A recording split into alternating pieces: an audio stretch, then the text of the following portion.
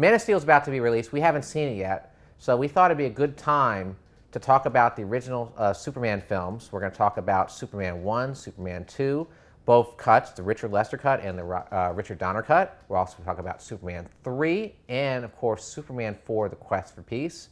We will talk about Superman Returns on our next show when we review Man of Steel, because we're going to compare both of them. But before I get into this, let me introduce my friends here. Mr. Jack Galashaw. A.K.A. Mr. Universe. Mr. Universe, and host of Unfinished Business. And that's Eric Cohen, who's sighing here at my introductions. In 1978, Richard Donner directed the original Superman film with Christopher Reeve in the role and the title role. The film was one of the most anticipated films of its time. It cost more than any other film at that time. I believe it was over $50 million, which I guess in today's money probably be a few hundred million, maybe the Titanic bucks. But it was probably the first really successful comic book adaptation of a film. And at that time, I would say it set the bar really high. One, they cast Marlon Brando in a role as Jor-El. Right. They got it was got like top-notch talent. It was one of the biggest budgeted films of its time as well. A lot of that money went to Marlon Brando's salary for just like a 5-minute appearance. I love Roger Ebert's review. To this day, I still remember it. God bless you, Roger. It goes, judging by the script, it seems like he was paid $1 million per cliche. I always love that line. But when you have actors like Marlon Brando and Gene Hackman, you know you have a very prestigious project. And they did this too intentionally because they did something very, very smart. They got an unknown actor at the time to play Superman, which led you to believe that this character really existed. And that was Christopher Reeve. Not only does he look like Superman, he is Superman. He was very, very charming, a very good actor, and brings the right balance of humor as Clark Kent and his heroicism as Superman. The first Superman film, of course, is an origin story. There's a lot to tell in the 2 hours. In fact, Richard Donner, who was fresh off The Omen, does a really good job of setting up the film. The film, even as he admitted, he said, this film was the film to set up the rules, and we were planning on having fun in the sequel. He filmed the first Superman back-to-back with the second one, but they had some problems, so they focused on just finishing the first Superman film. And then they were going to go back and shoot more for Superman 2. Well, the film came out, and it was a huge success, an absolute huge success.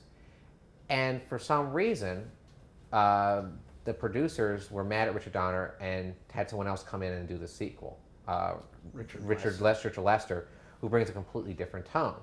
But since we're on the subject of part one, let's focus on one. What is it so great about one? What resonates with you guys? I think that what makes the film, what the heart of the film is even as Richard Donner said, it's Americana. Well, I mean, we can also get into the discussion as whether or not we think it's a great film. But that's a whole other thing. Ooh. I think it's a great superhero movie. I think, yes, it's a classic of its kind. I don't think it's a good Superman adaptation. Clark Kent was never a bumbling fool in the comics. That never happened. Lex Luthor wasn't an idiot, nor did he have idiots hang out with him. You know, that was all stuff. When I was a kid, I loved the film. Yes. I absolutely adored the film. But even when I was a kid, because I was a huge Superman fan. Everyone was a Superman fan. When I was a kid, oh man, I loved Superman so much. But I loved like the classic Superman. Like I watched the TV show that was on all the time with George Reeves, right? And no, he did fly. I mean, you never saw the actual flying, but you see him, you hear him take off, and you're shh, you know. And I loved the cartoons, the Max Fleischer cartoons, and I felt there were, you know, I even then as a kid, even though I didn't know what campy meant, I knew that this film, the tone of the film, was something that would eventually I would understand to be as camp. And I go back and revisit it. I still have a lot of fun watching it, but it kind of irks me that they didn't take it as seriously as they could have. That's the only thing. Well, my view of the film, I enjoy it a lot. I can understand the problems like you have with it. And if I was looking at it from that standpoint, I would also say the same thing, because now looking back on it, it's campy, it's dated, But, as most of you all know, I am kind of a big fan of nostalgia and the way films affect me. And this is one of those films that always puts me in a special place, reminds me of a child when I used to have, wear a towel as a Superman cape and jump off of things trying to fly. Are you Blank Man? No. I totally agree with you, by the way. There's very much a strong nostalgia factor there for me. And one of the weaknesses, I know this is corny and this goes to the romantic inside of me. I know it makes no sense in the ending, but when he flies around the world to change the axis to rewind time, it's stupid, but I still think that is just one of the most... Actually, that's incorrect. That's not how he turns back time. How does he turn back time? He's not changing the axis. He's not reversing the axis of the Earth to change that kind. The Earth is reversing the show that he's going back in time. Okay. He can travel at the speed of light, and physics decrees. If you can travel faster than the speed of light, you can break the time barrier. And, and everyone's always confused by that little tidbit, but it's actually it's the Earth axis. He isn't making that spin around with his velocity. It's just they're just trying to show you. Donner's trying to show you that time is going back as he's doing this. Let me just finish my point. Sorry. I just think that to me is one of the most romantic things in the world. I know, the people of Earth kind of benefit, but I think the real heart of the reason he's doing it is purely just to save Lois Lane. I agree. Well, he obviously I got a great story about that, by the way. He violated the rule. He was not supposed to do it, but he did because he loved Lois Lane. And by the way, that's him going back in time. That scene was not for Superman 1. I know it was for Superman 2, but they didn't know how to end it, so they said, this is the solution to everything. So they put it in there, and it somewhat works. When he loses Lois, you really do feel. I mean, let's just say this. And that's a disturbing scene when she's stuck in a vault. No, in the car. She's in the. No, but it's in a vault. It's like the vault line. Like there's the earthquake and the car falls into the vault. Yeah. Right. That's a very disturbing scene, and it really upset me as a child. You really do feel it. You feel really sad, and it's such a different tone than the rest of the film with the campiness, and it is very romantic. I do agree with you on that, but what makes it work so well and why you care so much is that Margot Kidder is phenomenal as Lois Lane, as is Christopher Reeve. They really make you believe that they bring these characters to life, and I want to say I do agree with you about the nostalgia thing. Because as a kid, I love this film. I didn't notice any of its shortcomings. And then, of course, as you get older, it's the different type of filmmaking. It's the era. And some of it ages better than others. This one, sadly, is a bit dated. I don't want to say because the special effects are bad. They're not bad. They're actually okay. But they're not as advanced as we've seen now. They actually have a little charm to it. But I do agree with you. Back then, if you saw this film, there was no other film that was ever made that was like it. I'm sitting. My dad takes me to see the film. Obviously, my dad would take me to see all the great blockbuster films because my dad was a bit of a film geek too.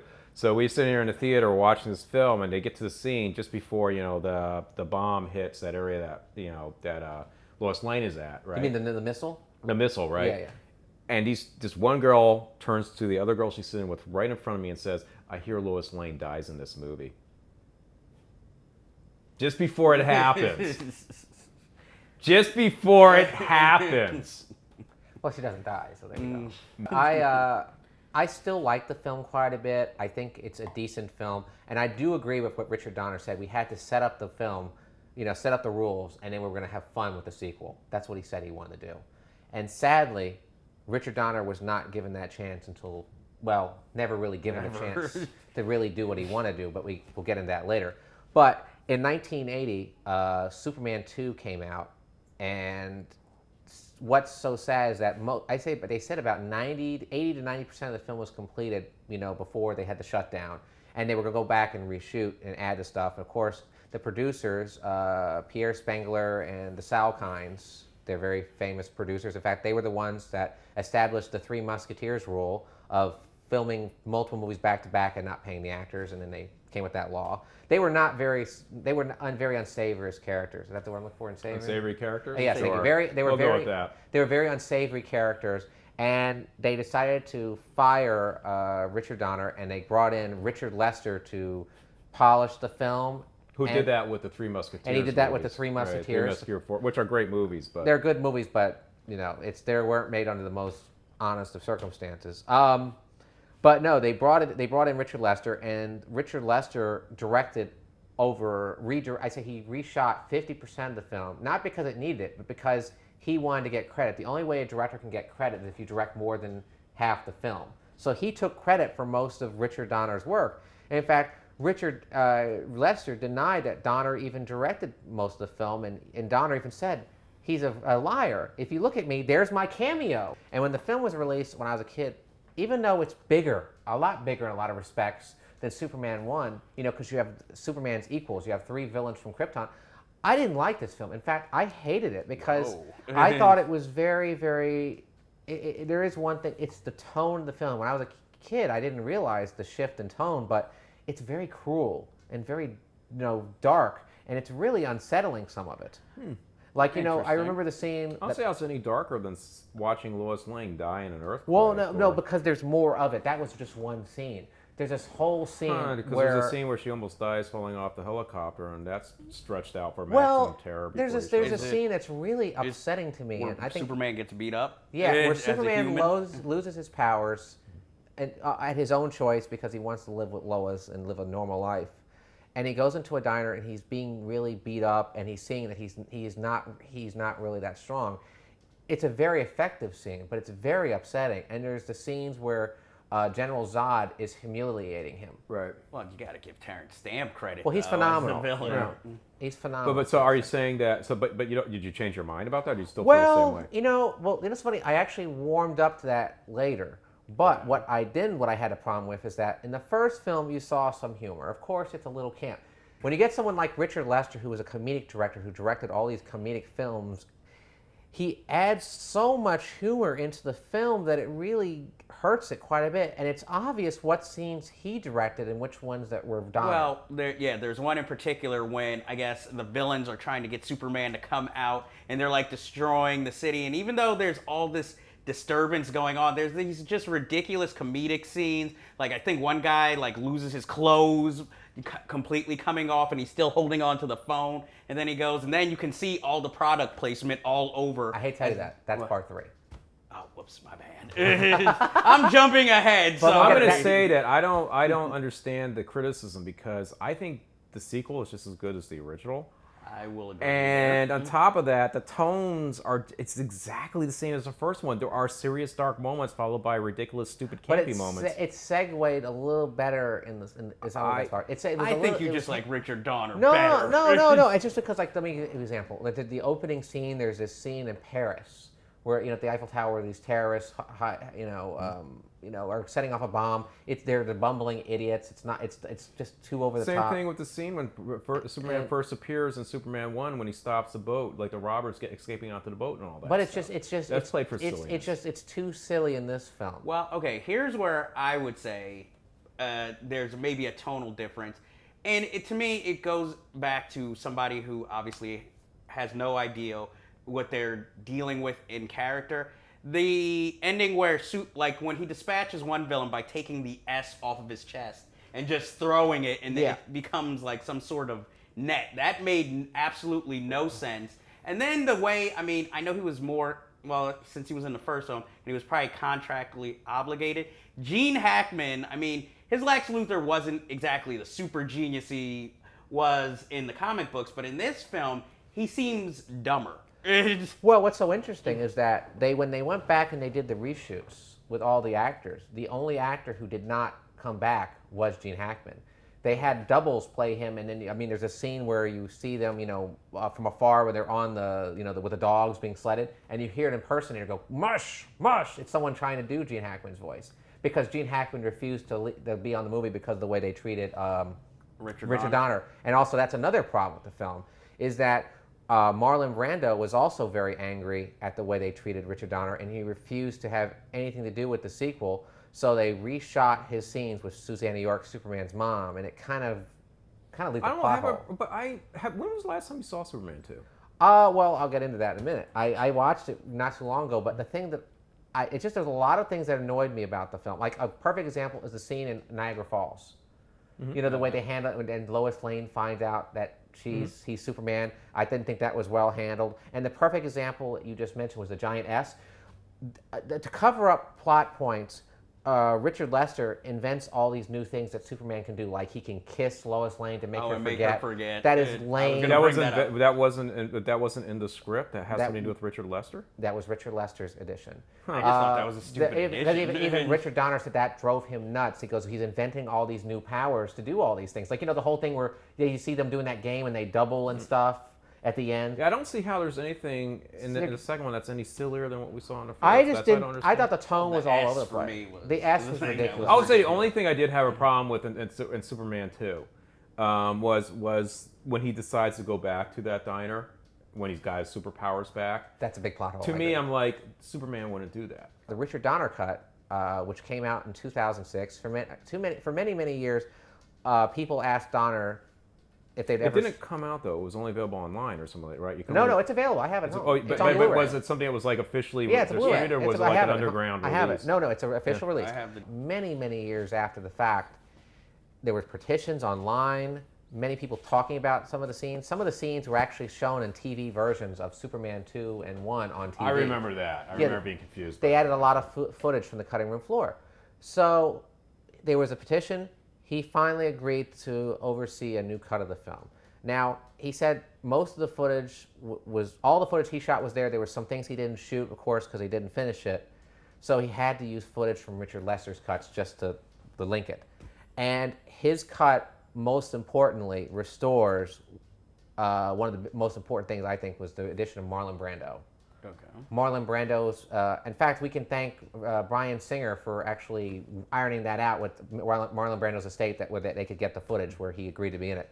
And it really is a much better film. Sadly, the ending, they had to reuse the ending from the first film because they didn't have the ending, because they said that ending was actually shot for part 2, but they moved it to 1.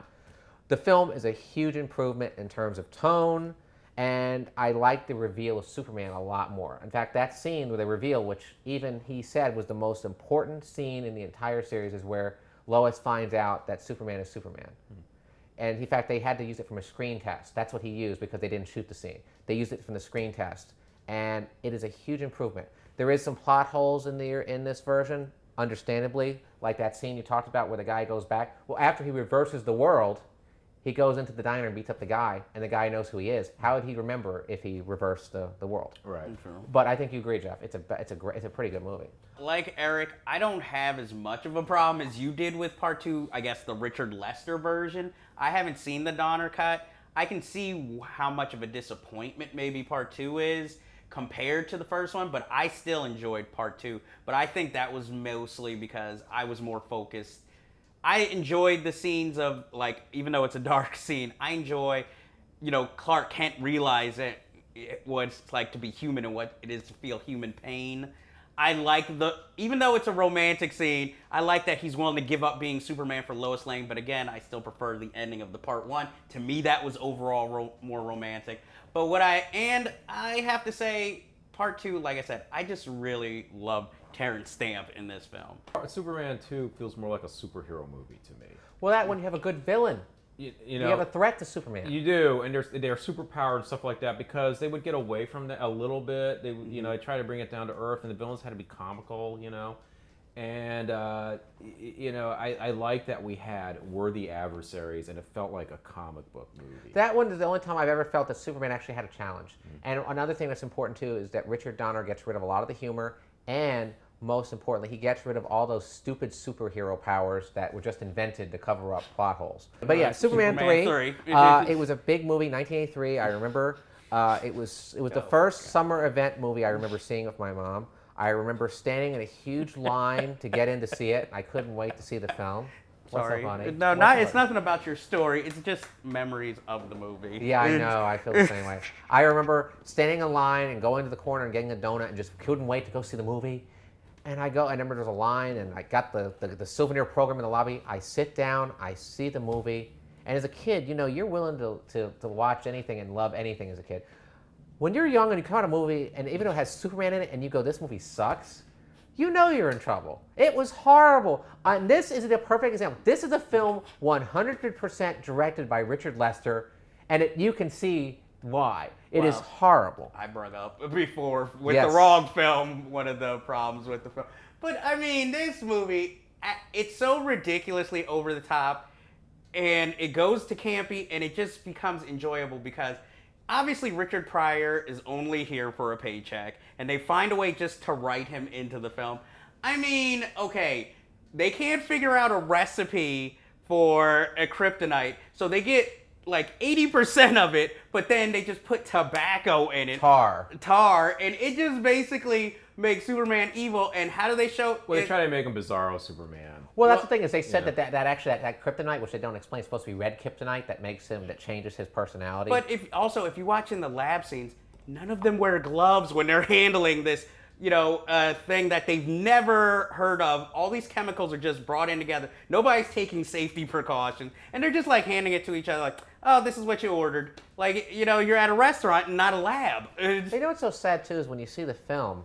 Is that I heard the original treatment was originally supposed to be Mr. Majestic, the guy you said. Mr. Mistipalix? Yes, you can't pronounce his name, and also Brainiac. And Warner Brothers turned down the script, I guess and they went to Brainiac. Robert Vaughn. Robert Vaughn with his hairpiece, aka Donald Trump. Yeah, and Robert Vaughn. You mean Man from Uncle Robert Vaughn? Yeah, he doesn't have a hairpiece. No, that's just his slick back hair. He doesn't have. He doesn't have a hairpiece. Okay, but he just resembles to me like a. Well, either way, you have him in this movie, and he is a terrible, boring villain. And Richard Pryor, the reason it's him and his sister Eileen Atkins. Is Eileen Atkins up there? No, his sister's. Actually, I interviewed her. And what's her name? Annie Ross. Okay, that's right. Annie Sorry. Ross. And then the blonde bimbo who turns out to be a smart. Pamela Stevenson. Who was for married, no reason was married to Billy Connolly. Yeah, and she's actually British. But what's so funny about this film is that they had her play the reason that Richard Pryor, by the way, was in this film is that he was on a talk show on Tonight Show talking about how much he loved Superman. The producer saw it and they said, "Let's put him in the movie." And what's so funny? The idea of the character is kind of interesting. The whole thing, the whole plot. How he robs them from that I think they call it a salami scheme. It's kind of fun and clever, but it's not in the right movie. But also, they kind of you set up Lois Lane as his great love interest in these first two films. Then she falls by the wayside to introduce Lana as a single mother and this creep who keeps hitting on her. Who is a part of the canon. I understand it's part of the canon. But it's just it's abrupt. Well, they didn't. The reason they did that is that Margot Kidder had a dispute with the Salkinds over the way they treated Richard Donner. So they said, "We don't need you. We're just going to put you in there a little bit, and then whatever." And don't forget, Margot Kidder was actually dating Richard Pryor at the time, so he made that possible. I think Richard Pryor is incredibly annoying in this movie. Yeah, he's pretty bad. I love Richard Pryor. I will always love Richard Pryor. He is so annoying in this movie. Well, the perfect example. He's just mugging. All the fucking Well, the perfect example is a scene, and I remember it's a perfect example of why the movie stinks, is a scene where he puts on the pink, thing with the skis and goes down the hill and then flies off. It's like, what movie is this from? In fact, that we mentioned earlier, the opening sequence, you already know you're in deep shit when you see the movie because it's a comic ballet, which Richard Lester thinks it's like a mad, mad world of slapstick. Although that whole opening sequence got a lot of rave reviews. A lot of critics said that's the best scene in the movie. Forget about the rest of it. But that's like a comedic genius bit. Oh, well. But yeah, it had no business being in a Superman movie. No. Or the stupid thing about the Leaning Tower of Pisa, him straightening it, then the guy smashing it. Then at the end, after he's selling straightened statue, he puts it back and then he smashes it. And this is what goes for great comedy in this film. And also the fact that, I guess, to represent evil, he grew a beard. Well, not even a beard, it's 5 o'clock shadow. There is one thing that I did enjoy about the film, even though it's stupid. When he separates himself, or I guess his conscience, and he's fighting himself in the junkyard, to me, that's the best scene in the whole film. That is a great scene. And sadly, it comes way too late in the film to make it interesting, because I like where you have Superman fighting himself, and then they merge together at the end. It's a very disturbing scene, by the way, when he beats the shit out of the Clark Kent and throws acid on him. And kills him many times But the scene that stayed with me and disturbed me as a child, and I think everyone will agree, it's probably one of the most disturbing film scenes I've ever seen in a film for people in that age group, is a scene with Annie Ross being absorbed and turned into a robot. Oh, yes. Yeah. That is a very disturbing scene for the kids. In fact, that's the one that sticks with me the most. I thought you were going to say Superman having sex. That runs that bad joke, which I'll save for It had a later. bit of that Forbin project thing going on with like the computer. That's a great, could have been a good idea the way, but it's just so silly because then you have like Richard Pryor trying to swallow the screw, and it becomes like a slapstick. It's like what the hell? Superman's about to die, and then they're doing this. It was ridiculous. They just needed to give Richard Pryor something to do and make him not as evil as the other people in the film. At this point, the series was getting tired. It was. Yes. Already. It was only the third sequel, and The second sequel. right, and they were running out of steam. What to do with Superman? They're also kind of like it's weird as the franchise became more successful. They approached it in cheaper and cheaper ways. Yes. And so it was just about like let's just make money, and you could tell. It's just like you watch this film, you're like, this is about them just wanting to make cash in. So anyway, the Cannon Group came to Christopher Reeve with an offer he couldn't refuse. He accepted. He co-wrote the story, and they got a very good director by the name of Sidney J. Furie, who directed some films like Boys and Company C. And they got two other good writers, Mark Rosenthal and Lawrence Connor, I believe. They went in there with the intention of making a good movie. During the making of the film, the Cannon Group put out all these films that bombed, and they were losing money. The film was originally budgeted like at $30+ million. Well, because of their cash crunch, the film was reduced to $15 million, which is not that much for a Superman film. It is so cheap. The moon effects. It is, oh my God, it is some of the worst special effects you've ever seen. And I mean, the matte effects. And then instead of like having Ned Beatty as Gene Hackman's like right-hand man, he has a nephew who's a punk rocker, which I felt like they were just trying to throw anything that was current and modern and throw it into the film. Pre-Two and a Half Men, John Cryer. You got a pretty good cast. You got Meryl Hemingway. You got Margot Kidder back in. You got, the smartest thing was getting Gene Hackman back. But sadly, Gene Hackman did not wear the bald cap because he didn't want to do it. So he has hair for no apparent reason. And for no apparent reason, other than normal hair. I barely remember anything from Quest. I barely remember anything from this movie. I saw it once, thought it sucked, never bothered to visit it again. I saw it in the theater, unfortunately, but I have since watched it when it was on television. And that was the one and only time to see if was as bad as I remember. And it was. It is really awful. I mean, as a kid, I thought it was okay. I didn't think really much of it. But watching it, when you get older, you realize, I mean, even people who do not know cinema can see this film and see how cheap and how poorly made it is.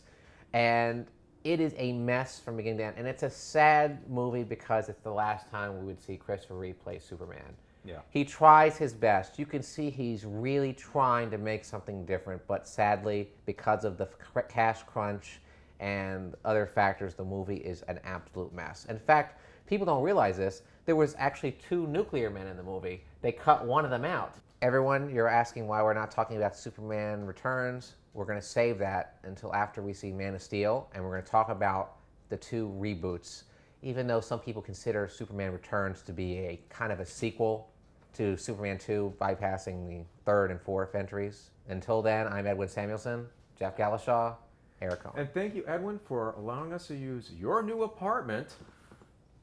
Yeah, this is my total episode because this is very swanky, folks. He's got a little spiral staircase to the roof. It's a penthouse apartment. There's 2 more rooms back there. You make it sound like I'm some rich asshole. He's I'm just an average Joe. Look at the projector. Look at that.